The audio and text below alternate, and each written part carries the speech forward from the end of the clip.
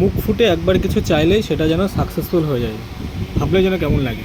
সাদ্দামকে বলেছিলাম, সাদ্দাম অফিস থেকে বেরিয়ে যাচ্ছি, বৃষ্টির দিন দেখতে পাচ্ছ বাইরে বৃষ্টি হচ্ছে, কিছু খাওয়াবি। এই যে ফেলতে পারেনি, সিনিয়র বলে কথা। তারপর দাদা কী খাওয়াবি, অর্ডার দিয়েছিস কি তাই বলতি। আর্জেন্ট তার অর্ডার টেবিলে বসার সঙ্গে সঙ্গে চলে এসেছিলো একটা জলের বোতল, আর এখানে মেনু কার্ড দিদিরা দিয়ে গেল। আর সাদ্দাম অর্ডার করেছি কী কী জানি না আমি। কী কী অর্ডার করেছিস তাই বল, কী কী অর্ডার করেছিস? এখন বাপি এসছে, ভাই তো যেটা খেতে যাবে সেটাই খাবো।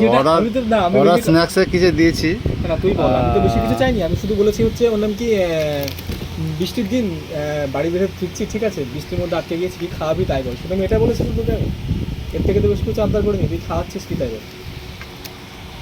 কফি তো অর্ডার দিলাম, হ্যাঁ, আর সঙ্গে একটা কফি অর্ডার বেবিকর্ন করেছিস, আছে। বেবিকর্ন অর্ডার করেছিস, ঠিক আছে। আর আমাদের ওটা চলে যাবে। জায়গাটা কোথায় একবার বল। এটা হচ্ছে দিগনগর বাজার একটু আগে, নগরের বাজার একটু আগে। গল্প হলো সত্যি।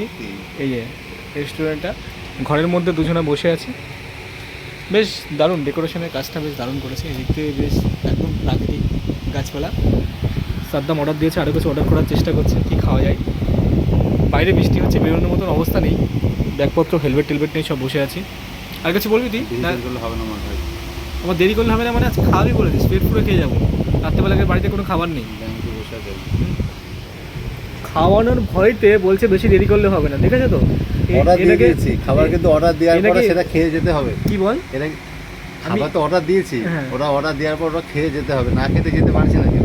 না তারপরে বলছি তুই যা খাবি তাই খাওয়াবে আজকে, মানে শুধু অনলি খাওয়ার জন্য। ঠিক আছে, এক এক করে আসুক, তারপর দেখছি।